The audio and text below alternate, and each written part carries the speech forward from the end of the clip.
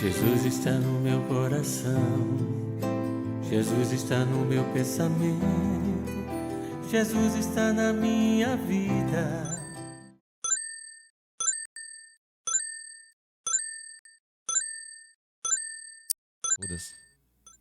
E é grande hoje a nossa preocupação em darmos o nosso melhor, porque a temática envolve o nosso modelo, o nosso guia, envolve Jesus. Outras temáticas nas casas espíritas são abordadas e sempre nós lembramos da figura e dos ensinamentos do nosso amado mestre. Mas quando o tema da palestra versa diretamente sobre ele, a nossa responsabilidade no uso da tribuna, da oratória, é bem maior. E óbvio que qualquer um tipo de informação que não seja tão fidedigna, que não seja bem trabalhada durante um discurso, pode ser uma informação que de alguma forma desconstrua nas mentes de muitas pessoas algumas questões referentes ao nosso Mestre Jesus. Então, por isso a nossa preocupação em de alguma forma passarmos, de fato, todo o discurso de uma forma que ele possa ser claro, que ele possa ser específico, mas, sobretudo, que ele possa ser fiel a tudo aquilo que Jesus propôs para cada um de nós.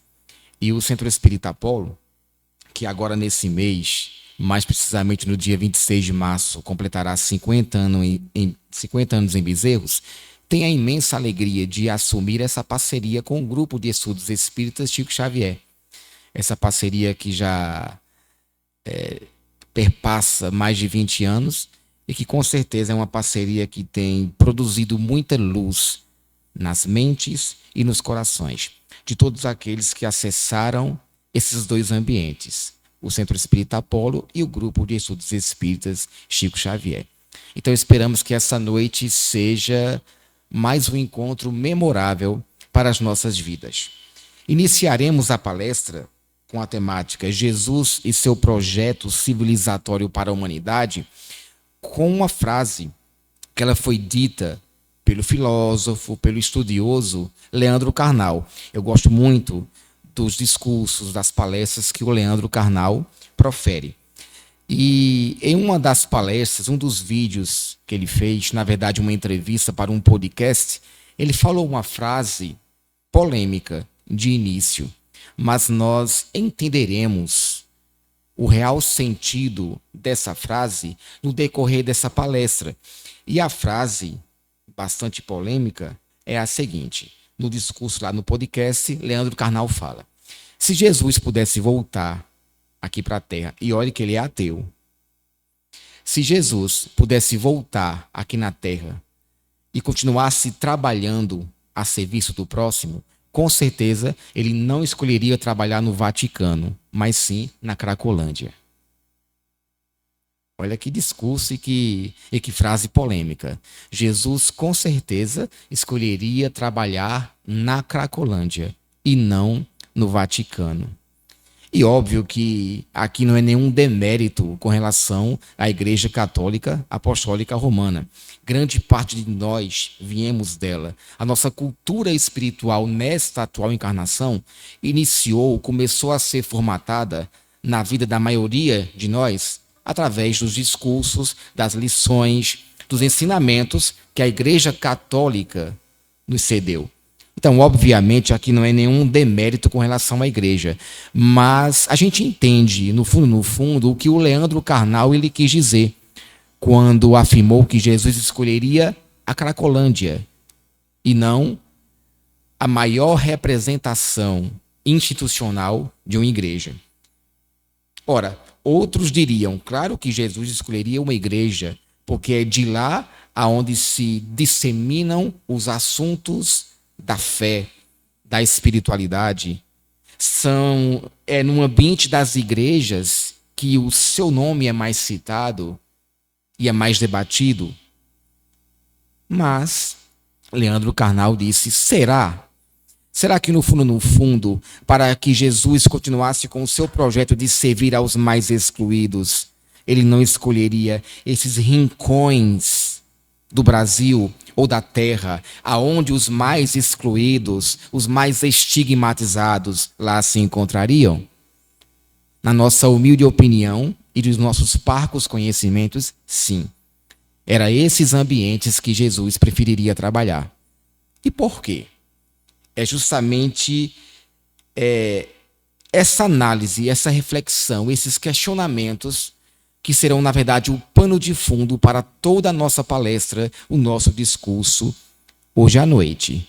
Jesus escolheria os ambientes onde habitassem os mais excluídos, não aonde mais citassem o seu nome, mesmo em questões de fé e de dogmas. Então, é uma frase para se refletir. E a nossa grande reflexão inicial da palestra de hoje, e que tem a ver com o assunto, com o tema Jesus e seu projeto civilizatório para a humanidade, é um questionamento. Na verdade, dois, mas que um leva ao outro. O que seria o reino de Deus? Esse é o primeiro questionamento. O que é o reino de Deus? Vejamos. A expressão reino de Deus, ela é citada 122 vezes nos 4 evangelhos. 122 vezes. E a expressão, a palavra que faz derivar o termo igreja, que é eclésia, só apareceu 2 vezes e apenas em Mateus. Então veja que interessante, 122 vezes o termo o reino de Deus é citado nos evangelhos. E o termo eclésia, que significa assembleia e que fez derivar a palavra igreja, só apareceu 2 vezes. Então Jesus, quando veio aqui na terra, quando encarnou, na verdade ele veio para relembrar e implantar um reino de Deus ou veio para fundar uma igreja? Visto que o reino de Deus foi citado mais de 100 vezes e o termo eclésia apenas 2. É uma reflexão. A palavra igreja vem do termo eclésia, que significa assembleia, justamente porque os cristãos, quando começaram a ter os seus encontros, para os seus discursos, para os seus debates, estavam de alguma forma criando conflitos com a cultura judaica. Então esses cristãos começavam a se reunir nessas assembleias e por lá discutiam as propostas do Cristo. E por isso surgiu a ideia de encontros em instituições, em organizações, em assembleias, que veio o termo eclésia. Então as pessoas tomaram isso ao pé da letra e imaginaram que Jesus veio com a proposta de fundar uma organização religiosa, uma instituição muitas vezes burocrática. E ao que nos consta, Jesus nasceu e morreu judeu. Não fundou nenhuma igreja. O templo do Cristo eram os ambientes por onde ele passava e disseminava a boa nova. Era à beira dos rios,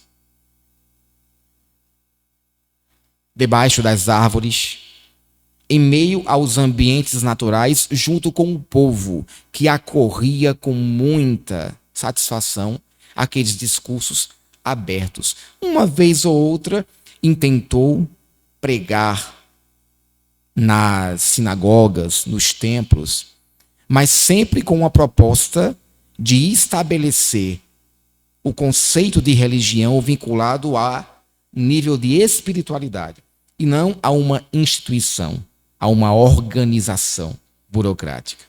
Então ele nunca fundou nenhuma igreja, mas ele procurou implantar um reino de Deus. Mas o que é esse reino de Deus?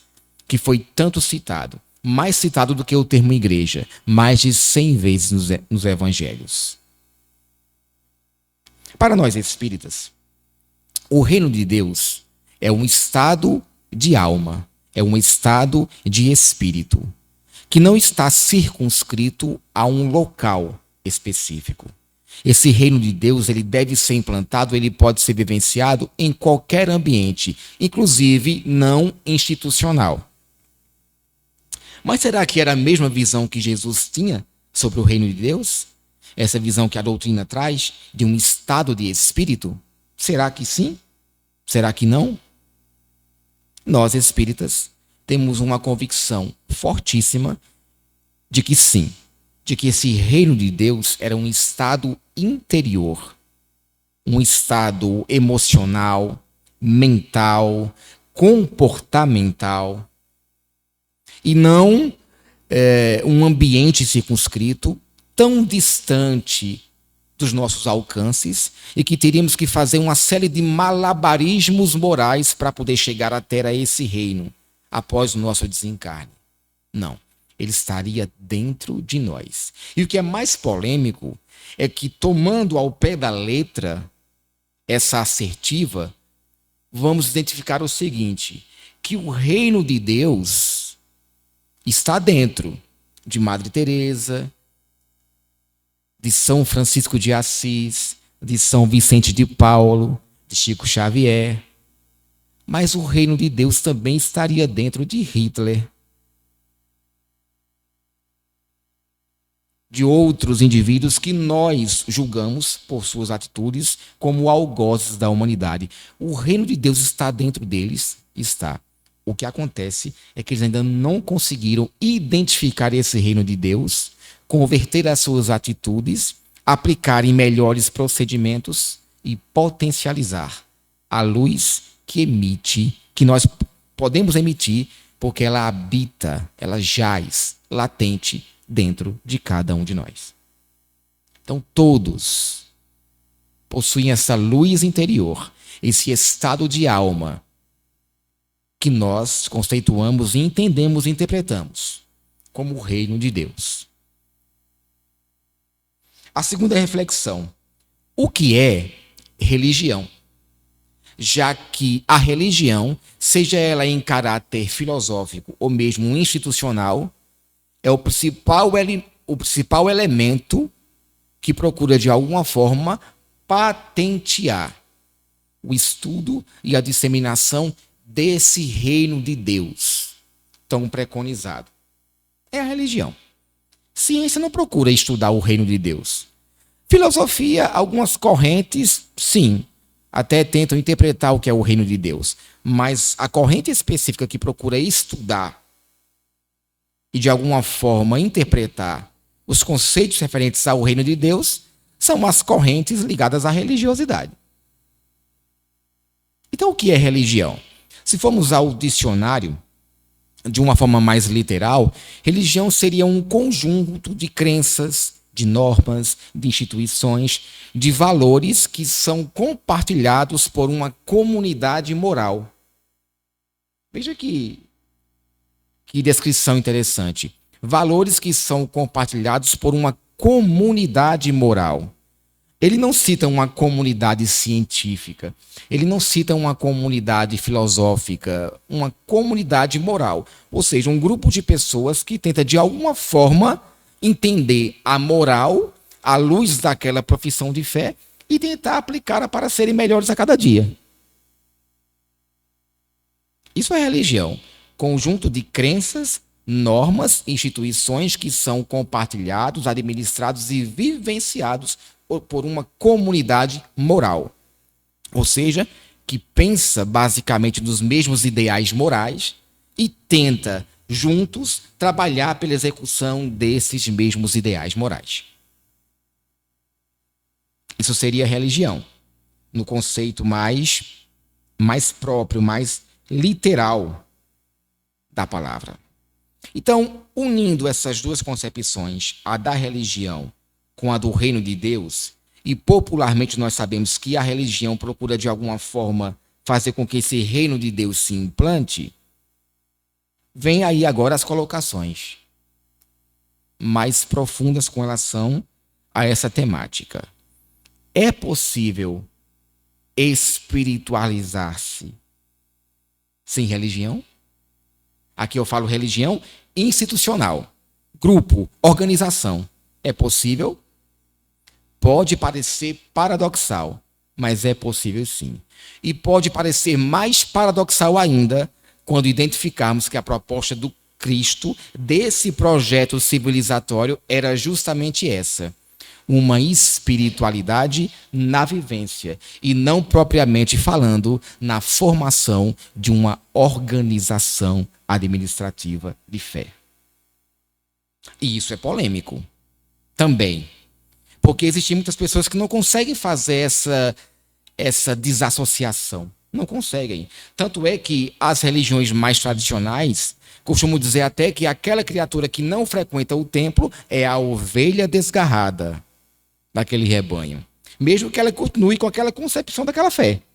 Mas por não frequentar, não está sendo autenticamente daquela religião. E o Cristo veio trazer uma espiritualidade sem dogmatismo. Veio trazer uma religiosidade a nível mental e filosófica, e não propriamente falando ao nível de uma adesão a uma instituição que estabelece o nível de espiritualidade de uma criatura pela quantidade de vezes que ela frequenta aquele templo. Isso é inimaginável para pessoas que são muito ainda aferradas ao dogma e muito apegadas à instituição, inclusive espíritas. E vamos também discutir sobre isso no decorrer dessa palestra, certo? Com relação à questão de ser de fato espírita ou não, porque se frequenta ou não uma casa espírita. É um assunto também que suscita muitos discursos. E daí lembramos que, dentre essas passagens sobre o reino de Deus, existem duas. Uma está contida no Pai Nosso e a outra está em Lucas 17, capítulo 17, versículos 20 e 21, que falam justamente sobre essa proposta de o reino de Deus como estado de espírito. Vejamos. Na conhecida oração do Pai Nosso, existe uma frase muito pequena, mas muito significativa. Jesus não disse, nos leve até o reino dele. Mas ele disse, de acordo com o discurso do Pai Nosso, venha a nós, humanidade, o vosso reino. Ou seja, não precisaríamos de alguma forma ter que receber de presente esse reino para chegar lá, mas ele poderia vir até nós através de uma proposta e de uma conduta nossa. Então venha a nós, humanidade, o vosso reino. E não, humanidade, corra atrás desse reino que está perdido em algum lugar. É uma frase profunda. E também aquela que mais se compactua com a proposta do Espiritismo, quando ele fala que a lei de Deus está na consciência, que é justamente a passagem de Lucas, quando é asseverado que o reino de Deus está dentro de vós. O reino de Deus está dentro de vós. Se associa com a questão 621 de O Livro dos Espíritos, onde está escrita a lei de Deus? Na consciência. E a consciência é uma estrutura e é um elemento interno, não interno desse corpo, porque a consciência é espiritual, mas interno no que diz respeito à intimidade da criatura imortal. Então, a lei de Deus está na nossa consciência. E o que é o reino de Deus? É um estado íntimo em que a criatura está completamente conectada com a lei do Criador. Se a lei de Deus está na consciência, é nessa consciência que esse estado íntimo se planifica, se desenvolve, se potencializa, se expande, se aplica. Então Jesus, há mais de 2000 anos, falava, não é o externo, é o interno. Não é a instituição, mas é a atitude. Não é o dogma, é a convicção interna. Propostas absolutamente contrárias, inclusive aos interesses ainda humanos que habitam dentro das religiões. E que muitas vezes nem a casa espírita foge a esses riscos quando os seus adeptos trabalhadores ou administradores não conseguem orar e vigiar. A falta de oração e a invigilância também ataca nós espíritas.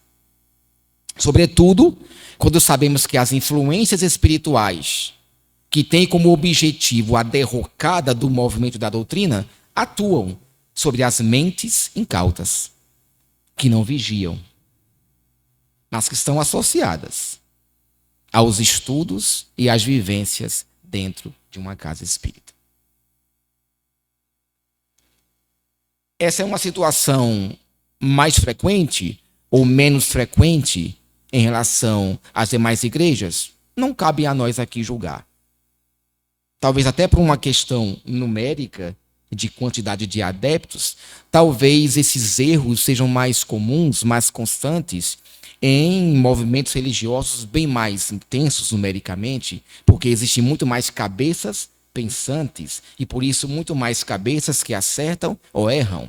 Mas mesmo o nosso movimento espírita sendo uma minoria em relação às demais organizações religiosas, nós também não estamos isentos desses riscos. Sobretudo porque mais vai se cobrar aquele que mais se deu. Se há um pouco mais de conhecimento, há também um pouco mais de cobrança no que diz respeito à responsabilidade inerente à prática desses conhecimentos. Se eu estiver falando alguma coisa errada, não me convidem mais para fazer palestra. Pelo menos foi o que eu aprendi em 22 anos de espiritismo e em 39 anos com Jesus. Foi isso que eu aprendi. Então, a religião enquanto instituição, enquanto templo físico, no que diz respeito ao tempo de existência do ser humano na Terra, é um fenômeno recente. Os primeiros agrupamentos religiosos, institucionais, surgiram basicamente há quase 6.000 anos atrás. Mas já em centenas e centenas de milhares de anos, há mais, em especial, por exemplo, nos últimos 250.000 anos, nas eras mais pré-históricas, os seres mais pré-históricos também já tinham a noção do mundo espiritual, da forma deles, sem saberem entender como o fato se processa, mas vivenciavam. Os seres pré-históricos já tinham uma intuição de um elemento que eles não sabiam definir o que é, porque eles só viviam para a sobrevivência em si, à base dos instintos, mas eles já previam forças estranhas, sobrenaturais, que pudessem reger aquele mundo. E não associavam essas forças a uma religião, porque não existia. Não existiam agrupamentos de homens da caverna para tentarem entender sobre Deus. Nem sabiam o que era Deus. Mas vivenciavam o temor diante de forças estranhas, invisíveis. Os rituais que foram pesquisados, que foram identificados pela arqueologia, denotam isso. Encontros desses seres para ritualizar a sua comunhão ou a sua vivência com um certo mundo espiritual, que não chamavam Deus, que não chamavam espíritos, porque não conheciam isso, mas vivenciavam. Então, o fenômeno de identificação de uma força extrafísica existe desde que o homem assume a consciência, ainda muito retrógrada, mas a consciência de espírito humano. Agora, o fenômeno religião enquanto organização física, templo, tem só 6.000 anos. As primeiras religiões surgiram há 6.000 anos. E o que acontece? Essas religiões, templos físicos, não religião pensamento, vivência, mas religião no seu sentido mais material, do entendimento, elas passaram por uma sequência que está representada por algumas palavras. E é justamente essa sequência, vivenciada pelos agrupamentos religiosos, que vai fazer a ponte com a proposta da palestra de hoje. Como seria o projeto de civilização planetária que o Cristo propôs? Tem total sintonia com o entendimento do que os homens fizeram das religiões. Vamos lá? Quando as primeiras religiões surgiram, podemos indicar que o primeiro fenômeno que ocorreu no processo de desenvolvimento desses agrupamentos foi o fenômeno, já citado aqui, da institucionalização e, consequentemente, da ritualização. Todo encontro, por mais que seu objetivo seja filosófico, mental, especulativo ou reflexivo, todo encontro de indivíduos em um espaço específico, em horário e datas fixas, pré-marcados, todo esse encontro faz com que aquele ambiente ele se transforme numa instituição. Porque para que esses indivíduos se encontrem sempre em horário marcado, em datas fixas, é preciso uma organização, um planejamento. É preciso um espaço onde eles possam vivenciar sempre de uma maneira muito padronizada os estudos e as reflexões daquilo que eles acreditam. E ao passo que um ambiente se transforma em uma instituição, obviamente ele precisa de normas, de procedimentos, inclusive materiais, para que aquele encontro continue ocorrendo, continue sendo desenvolvido. Quer queira ou não, ocorre um processo de ritualização. Ritual é todo comportamento, conduta ou direcionamento que ele é constante, padronizado e repetitivo. É interessante, por exemplo, quando as pessoas dizem não, o espiritismo, enquanto movimento espírita, enquanto movimento organizacional, não tem rituais. É muito comum dizermos isso. Aí eu pergunto para vocês, por exemplo, se de repente, aqui na palestra do Centro Espírita, vier um palestrante para fazer o discurso e ele não fizer uma prece inicial e não for feita a prece final. Talvez alguém do público vai pedir licença, vai levantar o dedo e vai dizer, olha, você esqueceu a prece. Mas o que é a prece? A prece são palavras? A prece não é uma condução mental? Uma ligação afetiva com o Criador? Ela precisa ser verbalizada?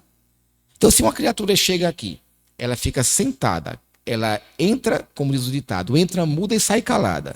Mas em pensamento, ela pede que Deus abençoe todos aqueles que estão aqui nesta casa.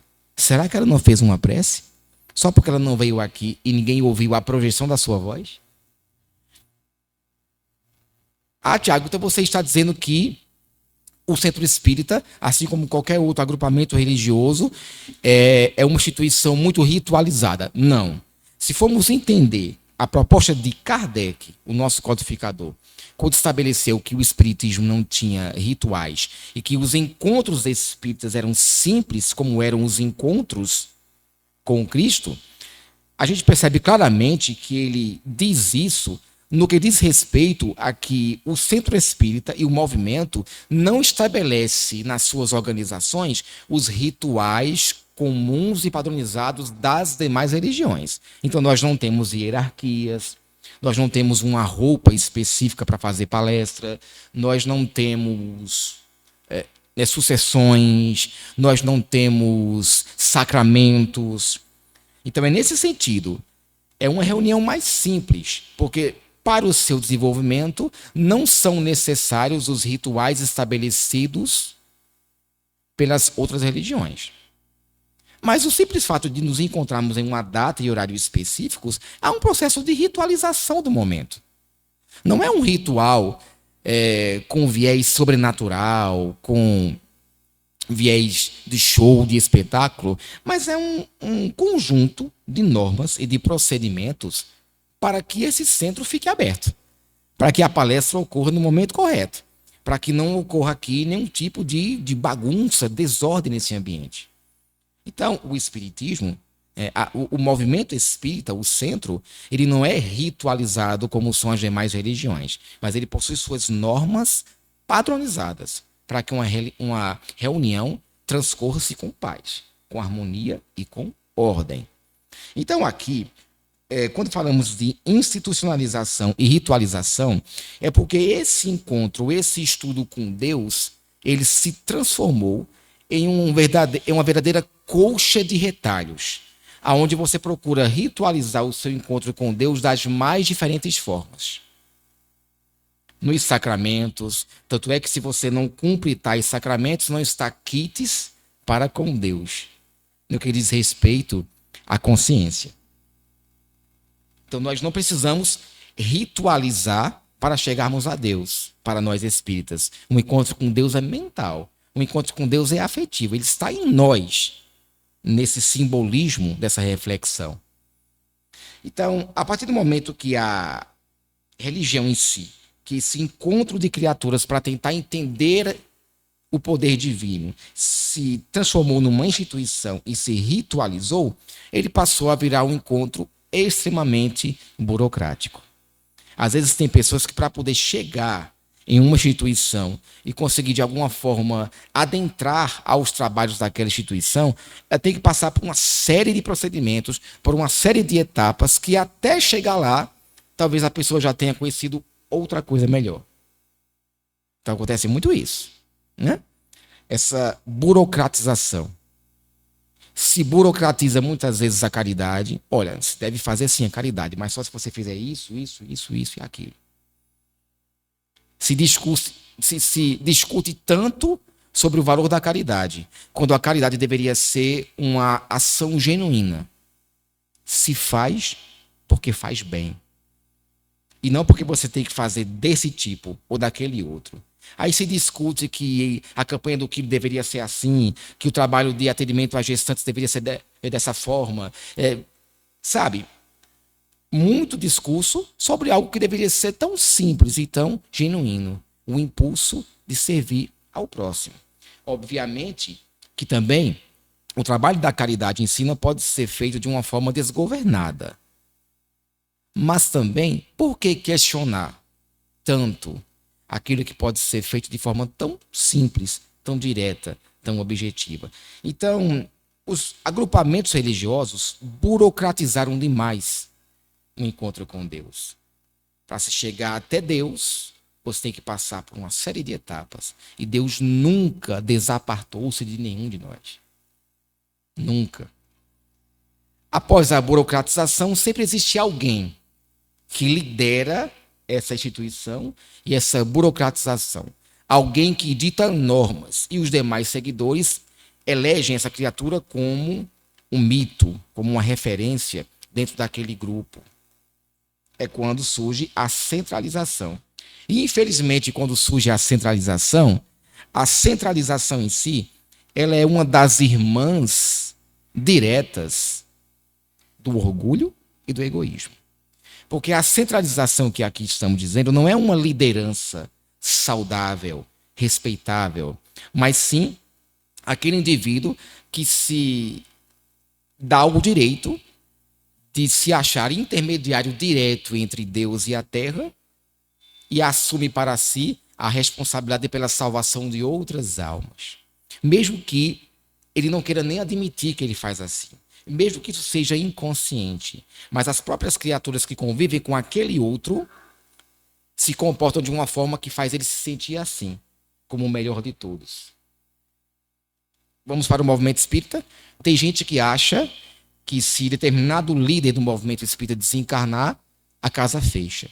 Não. Se a casa tiver que continuar, vai continuar sem ele fisicamente. Vai continuar com a inspiração dele espiritualmente, mas vai continuar sem ele fisicamente. Se o trabalho tiver que continuar. A espiritualidade tem o seu plano B, plano C, tem até o plano Z. E quando terminar o plano Z, vai para o outro alfabeto. Aí tem o plano alfa, beta, gama, não tem problema. Se o trabalho tiver que continuar, ele não se assenta na cabeça de uma única criatura humana.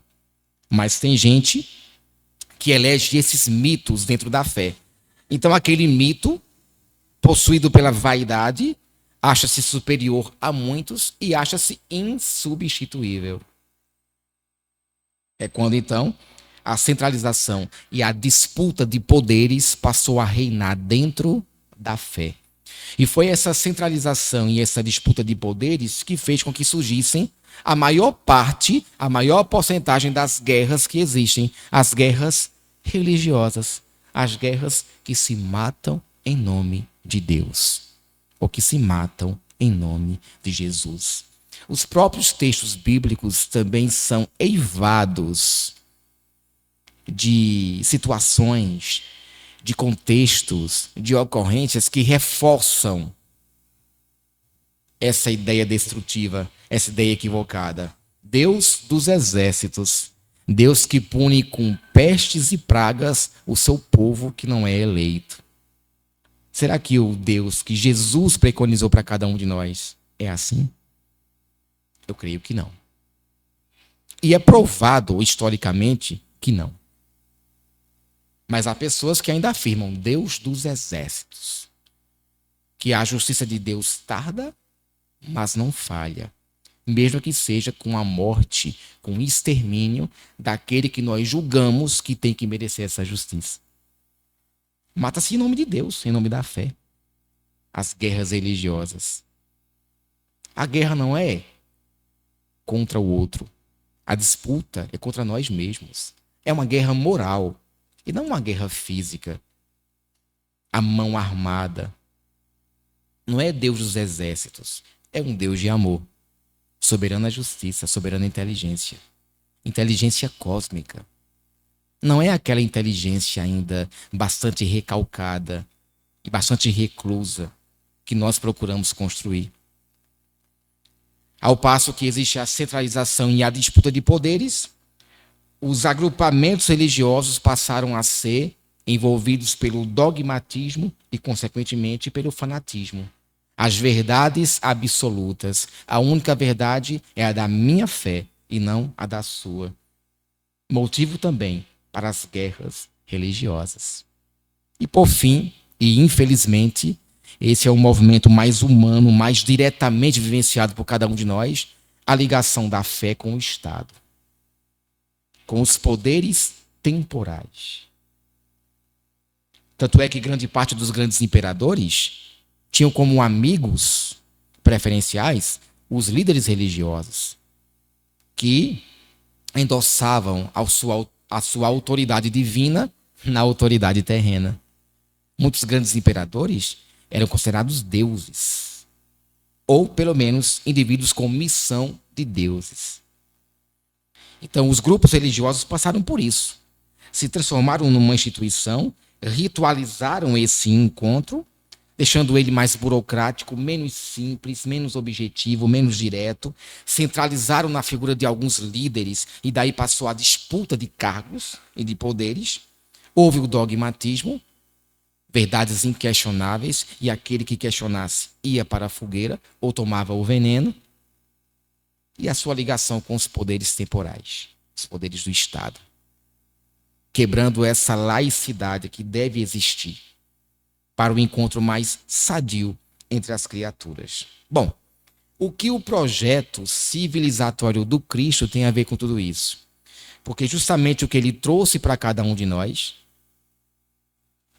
vai não a um encontro, mas sim de encontro aos interesses dessa instituição que se ritualizou, que centralizou poderes, que se tornou dogmática e que se ligou aos interesses materiais. O que ele trouxe para nós faz cair por terra tudo isso que os homens, mulheres, que os seres humanos fizeram da religião. E sabem por quê? Isso é demonstrado nos próprios textos bíblicos. Isso é demonstrado nas próprias escrituras e nas palavras que são atribuídas ao nosso mestre. Vamos entender por quê. Por exemplo, o projeto civilizatório do Cristo, que vai de encontro, que é contrário aos interesses dessa instituição que se ritualizou, burocratizou, enfim, estão representados em basicamente 4 direcionamentos. O projeto civilizatório do Cristo, ele é um projeto comportamental, emocional. E podemos mostrar isso em várias passagens bíblicas. Dentre elas, por exemplo, Mateus, capítulo 26, versículos 52 e 53. Não estou falando de Evangelho segundo o Espiritismo, estou falando de textos bíblicos. Lá, em Mateus, no capítulo 26, há a famosa passagem em que, prestes a ser preso, Pedro corta a orelha do soldado. E o Cristo diz: Pedro, embainha a tua espada, porque quem com a espada fere, com a mesma espada, será ferido. Vejamos, um projeto comportamental emocional. O que o Cristo ele quis dizer? Pedro, controle suas emoções.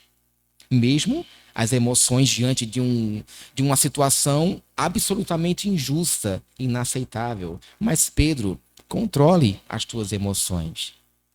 Não se traduz violência com outro comportamento violento. Não se devolve com o mesmo lado da moeda. Pois pela lei de causa e efeito, e obviamente o Cristo não falava de lei de causa e efeito, porque não havia espiritismo. E o termo lei de causa e efeito é um neologismo, é um termo criado também por Kardec. O termo lei de ação e reação, não. Mas o termo lei de causa e efeito, sim. Que corresponde a um certo processo de ação e reação, porém não é mecânico, não é físico, é moral. Por isso, lei de causa e efeito. Jesus não citou o termo lei de causa e efeito porque ele não existia, mas ele citou a lei, ele citou o princípio a estabelecer que a mesma energia que nós emitimos para o universo é a energia que torna-se ressonante para as nossas vidas e que vai trazer, pelo processo do plantio opcional, mas da colheita obrigatória, os aprendizados que são necessários diante dos nossos acertos ou dos nossos desastres morais. Então, Pedro, embainha a tua espada. Controle as tuas emoções. Não reaja com outro fator violento, porque agora serão dois fatores violentos. Agora a energia e a irradiação se dissemina ainda mais. Vamos um outro exemplo de um projeto, de um aspecto comportamental e emocional do projeto civilizatório do Cristo, que está em João, no capítulo 8, versículos 1 a 11. João, no capítulo 8. Esse texto em si, bastante conhecido, que praticamente é citado em tantas palestras. E por que é citado em tantas palestras? Porque, para mim, é um dos mais significativos do Evangelho quando se fala em aspectos comportamentais e emocionais, que é a passagem da mulher adúltera, tão citado em tantas palestras, em tantos livros, tão transformado em referência em tantos discursos e obras. A mulher pega em adultério, dissera a lei de Moisés que deveria ser apedrejada. E o Cristo, quer queira ou não, tinha a cultura rabínica, tinha a cultura judaica, e era um homem à época. Tinha, aos olhos do mundo, todas as prerrogativas para condenar aquela mulher adúltera, que tornou-se adúltera, porque homens também ajudaram no processo da adulteração. Mas era mulher adúltera que ia ser apedrejada. E que ele se coloca no lugar dela. Olha para aqueles indivíduos que estão prestes a julgar e a dar o termo final. E confronta-os psicologicamente. Aqueles dentre vós que estiver sem pecado, que atire a primeira pedra. E eles não atiraram as pedras, a não ser no chão. Foram jogando as pedras no chão e não na cabeça dela, porque a lei dizia, dentre algumas metodologias de punição do apedrejamento, dizia que a pessoa teria que ser enterrada até o pescoço para que só ficasse a cabeça do lado de fora e fosse apedrejada na cabeça. Ou então que fossem, por exemplo, amarrados e sem nenhum tipo de defesa fossem apedrejados. Porém, a cabeça tinha que ser a última parte do corpo que deveria ser apedrejada, para que primeiro o sofrimento viesse em todo o corpo e depois viesse o golpe final. E eles não fizeram isso. Porque eles jogaram as pedras no caminho e não jogaram as pedras naquela jovem, naquela garota, naquela mulher? Porque o Cristo fez com que eles confrontassem a própria intimidade. Fez com que eles fizessem uma análise comportamental de si mesmos, mesmo que inconscientemente, ou talvez de forma muito rápida, mas fez com que, de alguma forma, eles pudessem ressignificar algum preconceito, algum estereótipo que estava dentro deles. Fez com que, pelo menos por aquele momento, um pequeno processo, um pequeno início de libertação de consciência pudesse ser trabalhado. Não sabemos se todos aqueles homens se transformaram e deixaram de julgar as mulheres. Acreditamos que não. Mas naquele momento, eles não tiveram coragem, porque eles perceberam aquele velho processo explicado pelo Cristo, o argueiro e a trave. Fez com que eles analisassem o próprio comportamento. Quem sabe alguns deles também não eram os adulteradores junto àquela mulher e estavam querendo acabar com a vida dela como se fosse uma espécie de queima de arquivo. Quem sabe? É uma reflexão a ser feita. É um processo comportamental e emocional, por exemplo, quando nós vemos a parábola do semeador. Quando o Cristo, que ensinava por parábolas, ensinou aqueles discípulos que estavam ávidos por conhecimento que o reino de Deus assemelhava-se ao semeador, que foi ao campo semear, e que jogou as sementes, que algumas sementes foram captadas pelas aves e as roubaram, que outras sementes caíram em meio às pedras e a terra era seca e o sol era forte, então não teve substância para fazer crescer aquelas sementes, que outras sementes caíram nos espinheiros e os espinhos as sufocaram, mas que algumas sementes caíram em terreno produtivo e multiplicaram 30 por 60 e até 100 vezes mais. É o aspecto comportamental e emocional que está aqui implícito. Quando o Cristo quis asseverar que, na verdade, o plantio correto e o campo fértil é o campo do sentimento equilibrado, do pensamento e das emoções totalmente alinhadas e sintonizadas com o pensamento divino. É o projeto civilizatório, é um reino de Deus dentro de nós, mas que se potencializa e que se expande em pensamentos, palavras e atitudes. E não um céu fictício que está em algum local do universo e temos que galgar N degraus para merecer esse céu de prazeres materiais.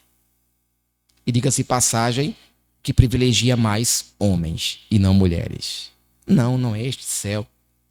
Mas o projeto civilizatório do Cristo também era um projeto libertador de consciências, como eu já havia dito, justamente porque cada momento em que o Cristo, ele de alguma forma produzia uma situação para que as pessoas revissem o próprio comportamento, fariam também com que elas libertassem a sua consciência das amarras do primitivismo e do materialismo, ainda reinantes à época, e que ainda reinam nos dias atuais. O projeto civilizatório do Cristo também era um projeto universal. É a terceira característica. Ele veio trazer para nós uma proposta que pudesse ser aplicada para todos, e não apenas para aqueles que conhecessem a sua palavra. E podemos provar isso, como, por exemplo, na conhecida passagem do bom samaritano, que está em Lucas, capítulo 10, versículos 25 a 37, a famosa passagem em que o rapaz foi assaltado e foi despido em meio ao caminho. Passou o sacerdote, passou o levita, que eram homens da lei, homens estudiosos, e não se importaram com aquele rapaz, mas o samaritano, que era visto como um herege, se importou, cuidou de suas feridas, untou com óleo, levou até a hospedaria, pagou 2 denários, que era justamente a moeda que correspondia a um dia diária de um trabalho, de uma jornada de trabalho, e que disse ao dono da hospedaria que na sua volta iria também restituir todo o resto das despesas. Então Cristo pergunta àqueles que estavam com ele, quem de vocês é o mais próximo? Quando perguntaram para ele como herdar a vida eterna. Quem de vocês é o mais próximo? Quem é que tem mais condição de herdar essa vida eterna mais rapidamente? O samaritano, que deu o exemplo, ou aqueles outros que não deram? O Cristo dizendo que o amor é universal, que a caridade não pode ser circunstancial ou não pode ser uma obra com direitos autorais de uma única profissão de fé ou de um único grupo. Se compactua com a proposta do Espiritismo. Fora da caridade não há salvação. Não é fora da igreja, enquanto instituição, não é fora de uma verdade defendida e patenteada por cada um, mas fora da caridade, a bandeira que pode ser desfraudada por todos, o sol que se ergue para todas as mentes e corações humanos. Então Cristo asseverou de forma muito prática: vim trazer aqui para a Terra um projeto que todos pudessem ter acesso, um projeto universal.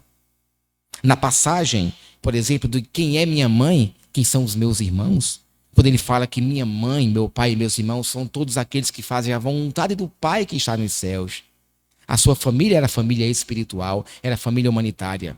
O projeto civilizatório do Cristo era um projeto que procuraria fazer com que as criaturas se unissem e se identificassem como pertencentes a uma única família, a família humanitária, e não a família ou os grupos específicos.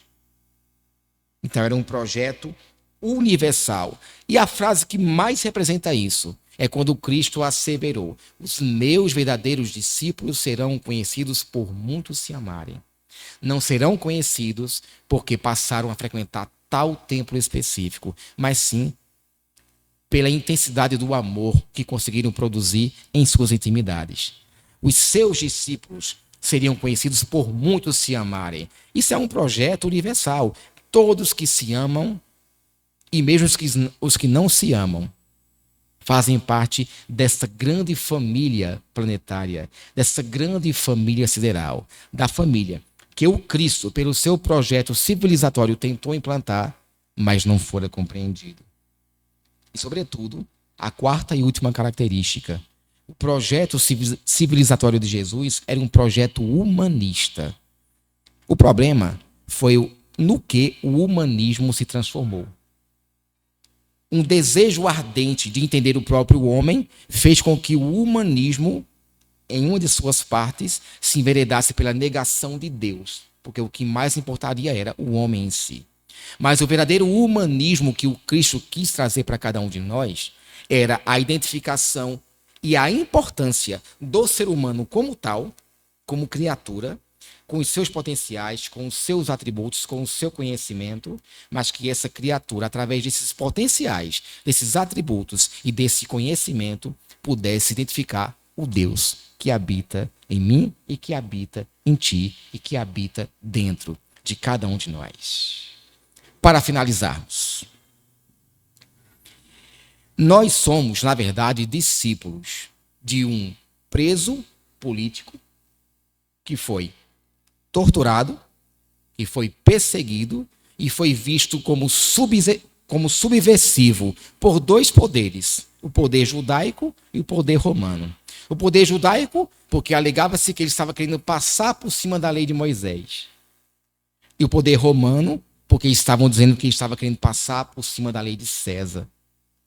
Então, ir de encontro a César e ir de encontro a Moisés era assinar o seu decreto de morte.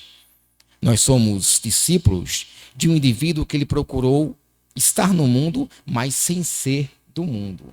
E de um indivíduo que nos salvou. Jesus foi o grande salvador de nossas vidas, mas não no sentido de ter transferido para ele as responsabilidades que nos competem, mas sim no sentido de que se ele ofereceu um caminho e aquelas criaturas podem seguir aquele caminho, essas criaturas podem sim salvar-se das suas próprias mazelas morais. Salvação, na conceituação espírita, tem outro nome: evolução espiritual.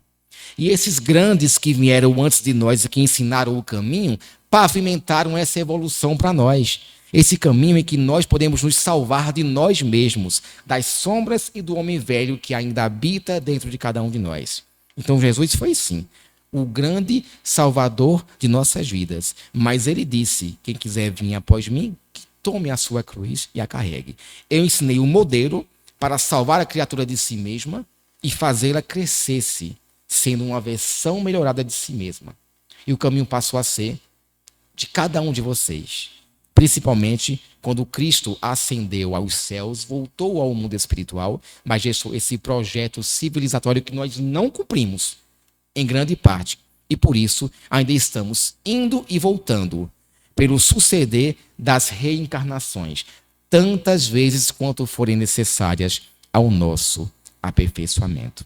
Portanto, o projeto civilizatório de Jesus é um projeto que quebrou esses protocolos, esses estereótipos que foram trazidos pela religião institucional para implantar no coração de cada criatura humana a verdadeira religião, que não está circunscrita aos templos ou às 4 paredes institucionais, mas que está no templo e na verdadeira igreja, a igreja do coração, a igreja do sentimento. Por isso, com certeza, nos dias de hoje, Jesus escolheria viver na Cracolândia e não nos dogmas e nas instituições que tentam entender e estudar a sua mensagem, mas que instrumentalizam e fazem com que muitas vezes essa mensagem seja deixada a segundo plano. Que Deus nos abençoe.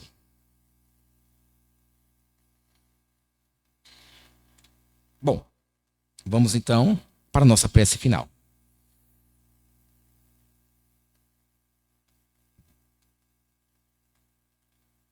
Amado mestre, querido amigo, damos por finalizado esse encontro.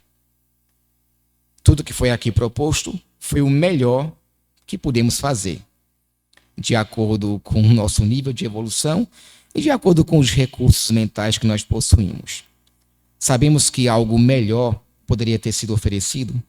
Sabemos, mas fizemos o que estava ao nosso alcance.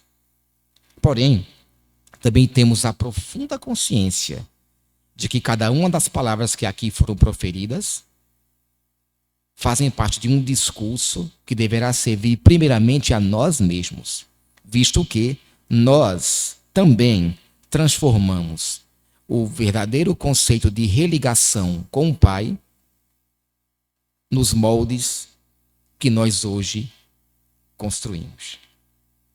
Moldes esses que são necessários, porque nós ainda estamos engatinhando em matéria de plenitude. Mas que nós sabemos que justamente por não compreendermos a mensagem do Cristo, foi que erramos em nome de Deus. Portanto, que nós possamos, a partir de hoje, tentar acertar em nome de Deus, em nome da providência, em nome da evolução. Errar o menos possível. Ressignificar atitudes, pensamentos, palavras e sermos a cada dia melhores, porque essa é a nossa proposta. Nós agradecemos a assistência que recebemos por parte da espiritualidade amiga. Agradecemos os pensamentos e as vibrações positivas que foram emitidas pelos espíritos amigos encarnados que estão aqui presentes e pelos desencarnados. Que possamos ter uma semana de muita produtividade material, porque é necessário, mas, sobretudo, espiritual, porque é vital para a nossa felicidade e para a nossa evolução. E que nós possamos, nos próximos sábados, nos próximos domingos, tanto no Chico quanto no Apolo, nos próximos dias, em qualquer instituição que proclame o seu nome, tentarmos entender a tua palavra, os teus ensinamentos e colocá-los em prática. Sê conosco, Jesus, novamente, ontem, hoje e para todos sempre, graças a Deus. Que assim seja.